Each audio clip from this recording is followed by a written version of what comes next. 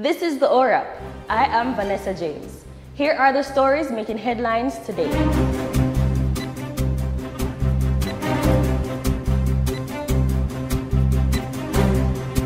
Reggae artist Jah Cure is one of several convicts who were granted gun licenses after previously being denied due to a history of criminal offenses.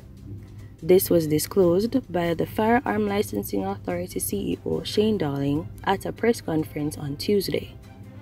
Darling made the revelation while pointing fingers at previous board members who he said were denying applications of individuals convicted of serious criminal offenses and then reversing the decision. According to Darling, Jah Cure had been denied on the grounds that he was convicted of rape and other offenses. However, previous boards overturned the decision and granted a permit. Jah Cure, born Sikaturi Alcock, was convicted of rape in April 1999 and served 8 years of a 15-year sentence in prison. He was released in July 2007. It was also revealed that a Don in Kingston was granted 4 firearm permits prior to Darling taking over as CEO. The Firearm Licensing Authority is refuting reports that a Chinese business couple murdered last December had applied to the FLA for gun licenses.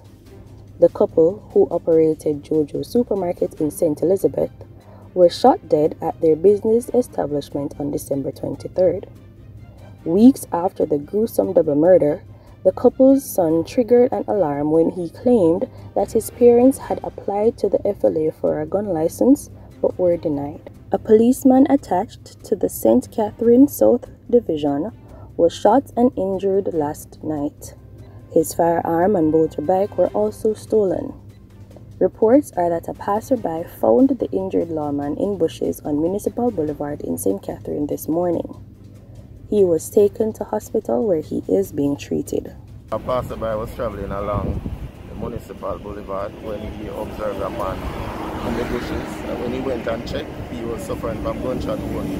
He alerted the police. On the arrival of the police team, they discovered that it's a member of the examiner, a member of the St. Catherine South Division. He was taken to the hospital where he's now being treated. His motorbike was taken and his personal firearm was also taken. A Jamaican man remains in custody in Bay County, Florida, after he was arrested in connection to scamming a total of $54,000 US, which is approximately 8.5 million Jamaican dollars, from a 92-year-old woman. Richard Morgan, 35, an illegal immigrant, was charged on Friday with grand theft and exploitation of the elderly.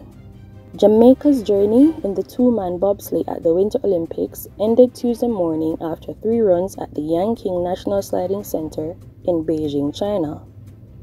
The team of drivers Shanwayne Stevens and brakeman Nimroy Turgot clocked 1 minute 1.54 seconds in their 3rd run for a combined 3 minutes 4.12 seconds to finish 30th in the event, well off the top 20, which would have guaranteed them a 4th run. This has been the ORAP. Catch up with these and other stories on JamaicaObserver.com. I am Vanessa James.